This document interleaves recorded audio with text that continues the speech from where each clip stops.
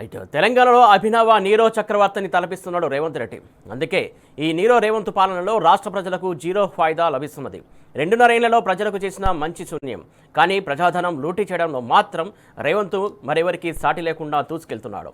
ఆ మాటకొస్తే రేవంత్ సహా కాంగ్రెస్ సర్కారు మంత్రులందరూ ఈ విషయంలో పోటీ పడుతున్నారు. ఒకవైపు సంక్షేమ పథకాలకు పంగనామం పెట్టింది ప్రభుత్వం. సంక్షేమ పథకాలకు నిధుల విషయంలో బీద ఏడుపులు ఏడుస్తున్నది. కానీ సీఎం సహా మంత్రులు మాత్రం పనికి మాలిన పనుల కోసం డబ్బును దండగా వేస్తున్నారు. ప్రజలను అరిగోసబెడుతున్నారు.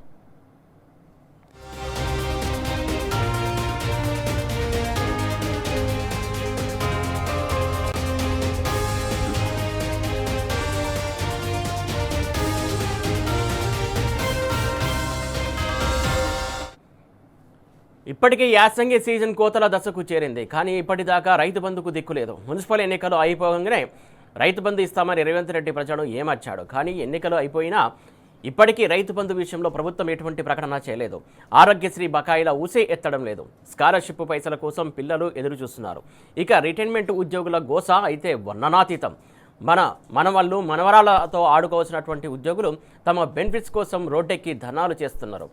ఇప్పటి వరకు 50 మందికి పైగా ఉద్యోగులు చనిపోయారు. కానీ దున్నపోతు మీద వాన కురుస్తున్న చందంగా ఉంది రేవంత్ సర్కార్ వైఖరి.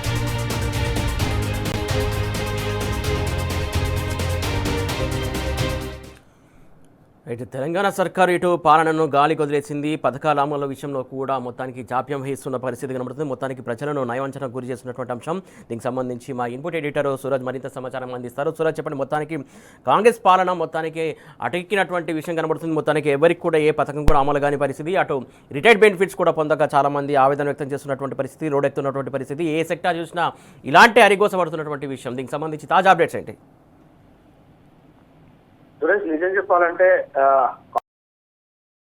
రకరకాల హామీలు గుర్తించి అధికారంలోకి వచ్చిన విషయం తెలిస్తే ప్రధానంగా 6 గ్యారంటీలకు సంబంధించిన అంశము ఇప్పుడు కాంగ్రెస్ పార్టీ అధికారంలోకి వచ్చినాక మరిచిపోయిందని చెప్పేసి కూడా పెద్ద విమర్శలు చెలరేగుతున్న పరిస్థితి కూడా మనం చూస్తున్నాము. అంతకుముందు అమల్లో ఉన్న ఏ ఒక్క సంక్షేమ పథకం కూడా ప్రస్తుతం కాంగ్రెస్ ప్రభుత్వం హయాంలో పూర్తి స్థాయిలో అమలవుతున్న పరిస్థితులు అయితే కనిపించట్లేదు.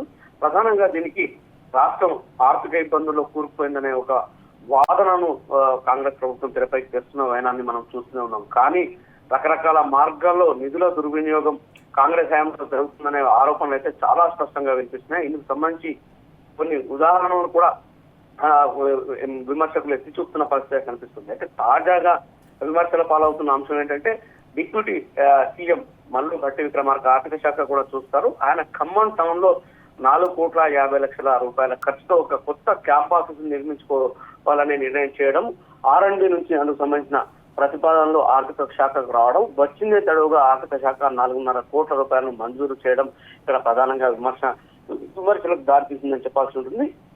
అయితే ఒక ఎమ్మెల్యేగా మధుర కాన్స్టిట్యున్సీ నుంచి మల్లు భట్టి విక్రమార్క గారికి అక్కడ ఒక క్యాంప్ ఆఫీస్ ఉంటుంది. ఇక డిప్యూటీ సీఎం గా అలాగే మంత్రి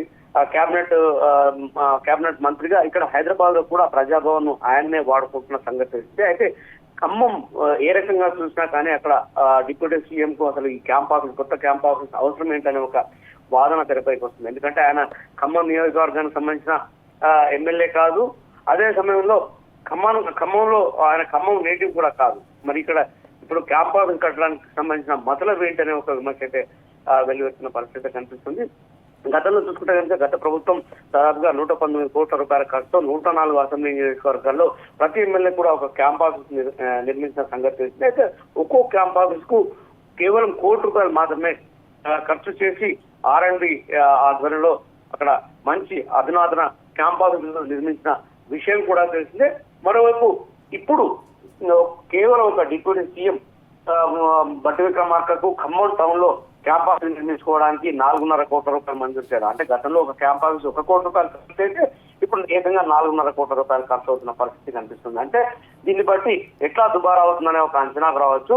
ఏదైనా ఉద్యోగులకు సంబంధించిన పెండింగ్ అంశాలను క్లియర్ చేయమంటే ఆర్థిక ఇబ్బందులు అని చెప్పేసి ఒక సాకును చూపిస్తున్న ప్రభుత్వం ఈ ఖర్చులకు మాత్రం వెనుకాడడం లేదనే ఒక విమర్శ అయితే చాలా స్పష్టంగా కనిపిస్తుంది. ఎందుకంటే ఉద్యోగులకు రకరకాల బెనిఫిట్స్ కావచ్చు, వాళ్ళకి సంబంధించిన ఇన్సూరెన్స్ కావచ్చు, గ్రాట్యుటీ కావచ్చు, PF కావచ్చు, ఈ నిధులు చెల్లించడానికి ఇప్పటికే 9,000 కోట్ల రూపాయలు ఉద్యోగులకు బకాయి పడ్డ విషయం తెలిసింది. అటు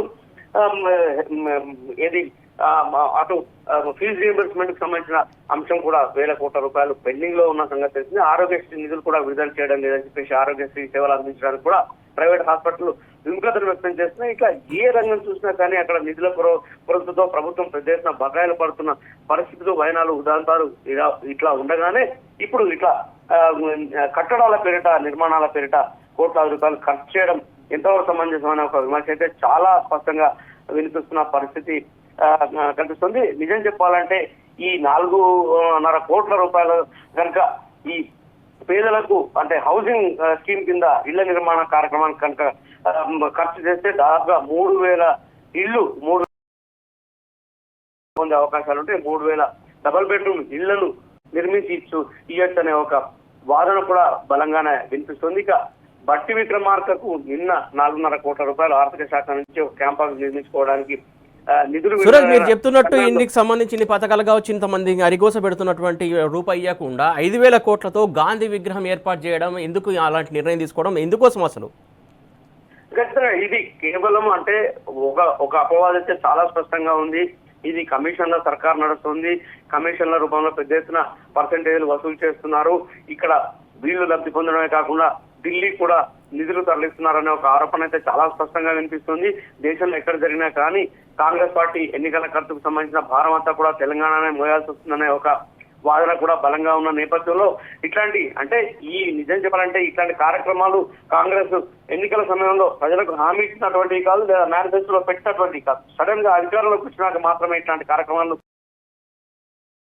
కార్యక్రమాల్లో ముందుకు వెళ్ళడం అనేది కేవలం ఎవరికో లబ్ధి చేయడానికి ఒక పన్నాగంగా మాత్రమే దీన్ని భావిస్తున్న పరిస్థితి కనిపిస్తుంది. ఇక ఆర్థిక నిపుణులు అయితే ఇట్లాంటి కార్యక్రమాలు కేవలం కమిషన్లు వసూలు చేసుకోవడానికి, కమిషన్లు పొందడానికి ఉపయోగపడే చర్యలుగా కూడా వాటిని పరిగణిస్తున్న పరిస్థితి చాలా స్పష్టంగా కనిపిస్తుంది. అయితే ఇక్కడ ఇంకొక కీలకమైన విషయం మాట్లాడుకోవాలి మనము సురేష్. ఎందుకంటే ఉప ముఖ్యమంత్రి మల్లు భట్టి విక్రమార్క సొంత జిల్లాలో మైసయ్య అనే ఒక ఆర్మూడ్ రిజర్వ్ వేస్తే పదవి విరమణ పొంది ఏడాది దాటినా కానీ రిటైర్మెంట్ బెనిఫిట్స్ అందలేదు.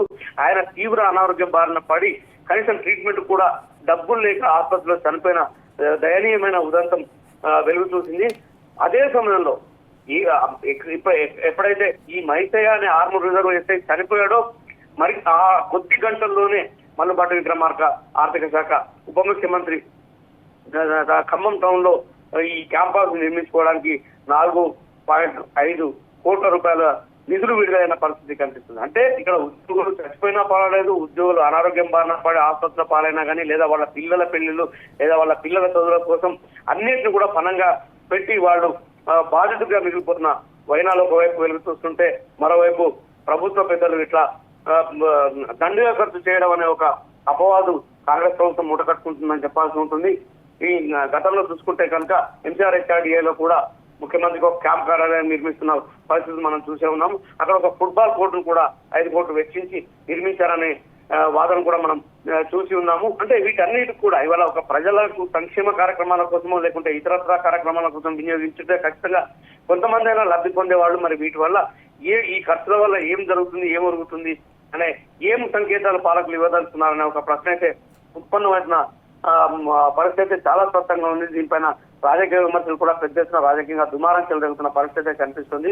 మరోవైపు ఖమ్మం జిల్లాలో తన పెత్తనాన్ని, తన ఆధిపత్యాన్ని నిరూపించుకోవడానికి ఈ క్యాంప్ ఆఫీస్ నిర్మాణానికి ఉప ముఖ్యమంత్రి మల్లు భట్టి విక్రమార్క పూనుకున్నారని చెప్పేసి కూడా ఒక వాదన తెరపైకి వస్తుంది. ఎందుకంటే అక్కడ తుమ్మల పొంగల్ పెట్టడం కోసం ఆయన నియోజకవర్గం కాకపోయినా కానీ అక్కడ ఒక క్యాంపస్ నిర్మించుకునే ప్రయత్నాలు చేస్తున్నారని చెప్పేసి కూడా ఇంకొకటి ఇక్కడ విశ్లేషణ చూస్తే కనుక తుమ్మల నాగేశ్వరరావు నేపథ్యం టీడీపీతో ముడిపడి ఉంది. అలాగే పొంగులేటి నేపథ్యం వైఎస్ఆర్సీపీతో ముడిపడి ఉంది. వీళ్ళిద్దరు కూడా టీఆర్ఎస్ నుంచి కాంగ్రెస్ కు వెళ్ళిన వాళ్లే. తాను ఒరిజినల్ కాంగ్రెస్ అని నిరూపించుకోవడం, తన పెత్తనాన్ని నిరూపించుకోవడం కోసం ఖమ్మంలో ఇవాళ ఒక క్యాంపస్ నిర్మించుకునే ప్రయత్నము, అక్కడ లోకల్ రాజకీయాల్లో తన పైచేయి నిరూపించుకోవడానికి ఒక ప్రయత్నంగా ఉప ముఖ్యమంత్రి భట్టి విక్రమార్క ఈ నిర్మాణాన్ని పూనుకున్నారని చెప్పేసి కూడా ఒక వాదన తెరపైకి వస్తుంది. ఏదేమైనప్పటికీ కూడా కొంత నిధుల దుర్వినియోగం కట్టడైతే కానీ ఖజానా కొంచెం బలోపేతమే లేదా ఇతరత్ర అవసరాలకు ఏమైనా వినియోగిస్తే కొద్దిలో కొద్ది మందికైనా లబ్ధి చేకూరితే, కొద్దిలో కొద్ది మందికైనా అందాల్సిన బకాయిలు అందితే వాళ్ళ కుటుంబాలన్నా రిలీఫ్ గా ఉంటాయని ఒక వాదన అయితే తెరపైకి వస్తుంది. Suresh. Right, thank you Suraj.